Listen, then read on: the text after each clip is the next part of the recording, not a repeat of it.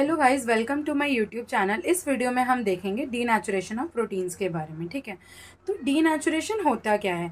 Denaturation एक ऐसा process होता है जिसमें कि हमारे प्रोटीन्स, चाहे वो सेकेंडरी कन्फिग्रेशन में हो, टर्शरी कन्फिग्रेशन में हो या फिर क्वाटरनरी कन्फर्मेशन में हो, वो अपना क्या करेंगे, नेटिव कन्फर्मेशन को लूज कर देंगे और वो क्या बन जाएंगे, हमारे प्राइमरी प्रोटीन्स बन जाएंगे। ठीक है, अब क्या होता है डीनेचुरेशन में, किस टाइप के बॉन्ड्स ब्रोकन डाउन होते हैं, हमसे ये क्वेश्चन पूछा जाता है। ठीक है, तो डीनेचुरेशन में हमारे नॉन कोवेलेंट बॉन्ड्स ब्रेक होते हैं और साथ ही साथ कोवेलेंट बॉन्ड्स ब्रेक होते हैं। ठीक है, अगर हम नॉन कोवेलेंट बॉन्ड्स की बात करें तो उसमें उसके एग्जांपल हो गए electrostatic interaction, hydrogen bonds, van der Waals forces and hydrophobic interaction. ठीक है, और अगर हम कोवेलेंट बॉन्ड्स की बात करें तो डाइसल्फाइड बॉन्ड इसका एग्जाम्पल हो गया। ठीक है, तो डीनेचुरेशन में क्या स्ट्रक्चर इफेक्ट नहीं होता है, प्राइमरी स्ट्रक्चर इफेक्ट नहीं होता है, क्योंकि नॉर्मली फॉर्मेशन क्या होता है, जितने भी सारे चाहे सेकेंडरी हो, टर्शरी हो, क्वाटरनरी हो, वो क्या बन गए, वो बनते ही प्राइमरी प्रोटीन्स हैं। ठीक है, तो इसलिए प्राइमरी स्ट्रक्चर इफेक्ट नहीं होता है, सिर्फ सेकेंडरी, टर्शरी और क्वाटरनरी स्ट्रक्चर इफेक्ट होता है। ठीक है, और साथ ही साथ जब डीनेचुरेशन होता है तो जो प्रोटीन की एक्टिविटी होती है ना, वो लॉस्ट हो जाती है। ठीक है, चाहे वो पार्शियल लॉस हो और चाहे वो कंप्लीट लॉस हो, पर लॉस होगी ज़रूर। ठीक है, अब डीनेचुरेटिंग एजेंट क्या है। ठीक है, तो ऐसे रिएजेंट या फिर ऐसे कंडीशन जो कि डीनेचुरेशन को कॉज करवाते हैं, उसी को हम डीनेचुरेटिंग एजेंट्स बोलते हैं। ठीक है, अब डीनेचुरेटिंग एजेंट्स के एग्जांपल क्या हो गए, temperature, pH, organic solvent, inorganic solvent, reducing agents, heavy metal ions और डिटर्जेंट। ठीक है, अब हम सारे डीनेचुरेटिंग एजेंट को एक एक करके डिटेल में पढ़ेंगे।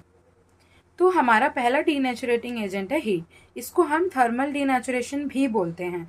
तो जैसे जैसे हमारा टेम्परेचर इंक्रीज होता है वैसे वैसे जो हमारे नंबर ऑफ बॉन्ड्स होते हैं प्रोटीन मॉलिक्यूल्स के अंदर, वो वीक होते जाते हैं। ठीक है, अभी जो थर्मल डीनेचुरेशन है ये रिवर्सिबल भी हो सकता है और ये इरिवर्सिबल भी हो सकता है। ये किस पे डिपेंड करता है, ये इस पे डिपेंड करता है कि हम कौन से प्रोटीन की स्टडी कर रहे हैं और हीटिंग कितनी ज़्यादा हो रही है। ठीक है, अब इसका जो लॉन्ग रेंज इंटरेक्शन होता है वो जो हमारे टर्शरी स्ट्रक्चर में प्रेजेंट होता है, सबसे पहले वो इफेक्ट होता है। ठीक है, तो बेसिकली कहे तो सबसे पहले हमारा जो टर्शरी स्ट्रक्चर का लॉन्ग रेंज इंटरेक्शन होता है वो इफेक्ट होता है। ठीक है, और जैसे जैसे हमारी हीटिंग कंटिन्यू होती जाती है वैसे ही हमारे हाइड्रोजन बॉन्ड भी शुरू हो जाते हैं ब्रेक होना। अब हम बात करते हैं कि हमारा जो पीएच है वो डीनेचुरेशन को कैसे अफेक्ट करता है। ठीक है, तो मोस्टली जो प्रोटीन्स होते हैं अपने फिजियोलॉजिकल पीएच में बात करें तो वो क्या होते हैं, वो नेगेटिव चार्ज उन पर प्रेजेंट होता है। ठीक है, तो मैंने क्या बोला, मोस्ट प्रोटीन्स जो होते हैं फिजियोलॉजिकल पीएच पे या फिर अगर हम बात करें एबव आइसोइलेक्ट्रिक पॉइंट्स, उनका नेट नेगेटिव चार्ज होता है। ठीक है, तो जब हम उनके पीएच को एडजस्ट करते हैं ये तो हमें पता है आइसोइलेक्ट्रिक पॉइंट पे उसका जो नेट चार्ज होता है वो जीरो होता है। तो आइसोइलेक्ट्रिक एक ऐसा पॉइंट होता है जहाँ पे जो प्रोटीन्स मॉलिक्यूल होते हैं उनके पास जो नेट चार्ज होते हैं वो क्या हो जाता है, जीरो हो जाता है। ठीक है, अब चार्ज रिपल्शन जो होता है सिमिलर मॉलिक्यूल्स की वजह से वहाँ पे क्या होता है, मिनिमम होता है। ठीक है, तो चार्ज रिपल्सन अगर हम सिमिलर मॉलिक्यूल्स की बात करें तो वहाँ पे मिनिमम होगा और बहुत सारे प्रोटीन्स वहाँ पे क्या हो जाएंगे, प्रेसिपिटेट आउट हो जाएंगे। अब अगर हमारा पीएच जीरो मतलब लेस होगा बिलो द आइसोइलेक्ट्रिक पॉइंट, तो हमने क्या बोला, अगर हमारा पीएच क्या होगा, पीएच जो होगा अगर वो क्या होगा, लेस होगा पीआई से। ठीक है, तो क्या होगा, प्रोटीन क्या करेगा, अपनी नेगेटिव चार्ज को लूज कर देगा और सिर्फ उसके पास पॉजिटिव चार्ज प्रेजेंट होगा।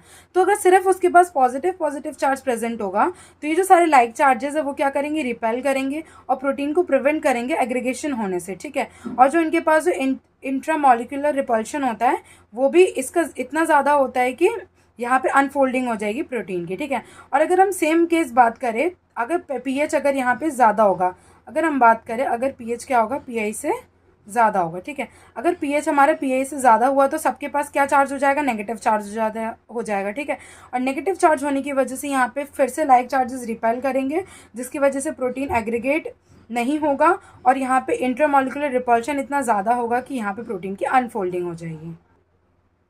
अब हम तीसरे पॉइंट को देखते हैं, तीसरा हो गया हमारा आयनिक स्ट्रेंथ। ठीक है, तो हम देखें अगर बात करें तो प्रोटीन्स जो होते हैं वो ज़्यादा सोल्यूबल होते हैं किसमें, डाइल्यूट सॉल्ट कॉन्सेंट्रेशंस में। ठीक है, या फिर डाइल्यूट सॉल्ट सोल्यूशन में ज़्यादा सोल्यूबल होते हैं देन इन प्योर वाटर। ठीक है, तो ये जो सॉल्ट्स होते हैं ये क्या करते हैं, बेसिकली ये सॉल्ट्स जो होते हैं ये क्या करते हैं, ऑपोजिटली चार्ज ग्रुप जो होते हैं हमारे प्रोटीन्स में उनके साथ बाइंड कर लेता है, उनके साथ ये एसोसिएट हो जाते हैं। ठीक है, और ये जो कॉम्बिनेशन होता है हमारे चार्ज ग्रुप के साथ, तो इससे क्या होता है, वाटर के साथ इसकी बाइंडिंग ज़्यादा हो जाती है। ठीक है, और प्रोटीन के अराउंड क्या हो जाता है, एक हाइड्रेशन सेल बन जाता है। ठीक है, इसी वजह से यहाँ पे प्रोटीन की हाइड्रेशन भी इंक्रीज हो जाती है। ठीक है, तो अगर हम मोस्ट ऑफ द प्रोटीन की बात करें तो वहाँ पे क्या होता है, धीरे धीरे जैसे ही हम सॉल्ट ऐड करते हैं, ठीक है, तो वो क्या हो जाता है, सोल्यूबल होता रहता है, हमारा प्रोटीन सोल्यूबल हो जाता है, ठीक है। बट एक पॉइंट आता है जहाँ पे क्या हो जाता है, सॉल्ट कंसंट्रेशन जो होता है हाईएस्ट हो जाता है, ठीक है, जिसकी वजह से जैसे ही हमारा सॉल्ट कंसंट्रेशन हाई हो जाएगा तो उसकी सोल्यूबिलिटी अब क्या हो जाएगी, डिक्रीज होने लगेगी धीरे धीरे। तो जैसे ही हमारा सॉल्ट कॉन्सेंट्रेशन ज़्यादा हो गया, प्रोटीन जो होता है वो डिहाइड्रेट होने लगता है और अपनी सोल्युबिलिटी को लूज़ कर देता है, ठीक है। और ये जो कॉम्बिनेशन होता है चार्ज ग्रुप का, ये क्या करता है, ये वाटर के साथ ज़्यादा बॉन्ड बनाता है और उसकी वजह से प्रोटीन हाइड्रेशन इंक्रीज हो जाती है, ठीक है। अब हम बात करते हैं अपने चौथे टाइप की डीनेचुरेटिंग एजेंट, जिसे हम बोलते हैं जो हो गया हमारा रिड्यूसिंग एजेंट, ठीक है। तो अगर रिड्यूसिंग एजेंट की बात करें, जैसे हमारा बीटा मरकब इथेनॉल हो गया, वो क्या करेगा, वो डाइसल्फाइड बॉन्ड को रिड्यूस कर देगा और रिड्यूस करके सल्फाइड्रल ग्रुप्स बना देगा, ठीक है। तो ये बेसिकली क्या करता है, इंट्राचेन और इंटरचेन डाइसल्फाइड बॉन्ड्स को ब्रेक करता है। तो क्या आपको पता है कि सिस्टीन एक ऐसा अमीनो एसिड होता है जिसके पास डाइसल्फाइड बॉन्ड प्रेजेंट होता है। सिस्टीन के पास डाइसल्फाइड बॉन्ड प्रेजेंट होता है, ये इकलौता ऐसा अमीनो एसिड होता है जिसके पास डाइसल्फाइड बॉन्ड्स होते हैं। अब हम बात करते हैं डिटर्जेंट्स की, ठीक है। ये आयनिक भी हो सकते हैं और ये नॉन आयनिक भी हो सकते हैं नेचर में, ठीक है। ये क्या करते हैं, बेसिकली हमारे हाइड्रोफोबिक इंटरेक्शंस को ब्रेक करते हैं और अनफोल्ड करते हैं प्रोटीन्स को, ठीक है, पॉलीपेप्टाइड चेन्स में। तो डिटर्जेंट का एग्जाम्पल हो गया SDS, सोडियम डोडिसाइल सल्फेट, ठीक है। तो ये किस टाइप का होता है, एनायनिक डिटर्जेंट होता है। किस टाइप का होता है, एनायनिक डिटर्जेंट। अब हम बात करते हैं 6 टाइप के डीनेचुरेंट की, जो कि हो गया हमारा हैवी मेटल आयन, ठीक है। एग्जाम्पल हो गए मर्करी, लेड एक्सेट्रा, ठीक है। ये क्या करते हैं, सॉल्ट ब्रिजेस को डिसरप्ट करते हैं और ये क्या कर देते हैं, आयनिक बॉन्ड को फॉर्म करते हैं विद नेगेटिवली चार्ज ग्रुप, ठीक है। और ये सल्फाइड्रल ग्रुप्स के साथ भी बॉन्ड बना देते हैं, ठीक है। तो 7 टाइप का जो हमारा डीनेचुरेंट हो गया वो हो गया कायोट्रोपिक एजेंट, ठीक है।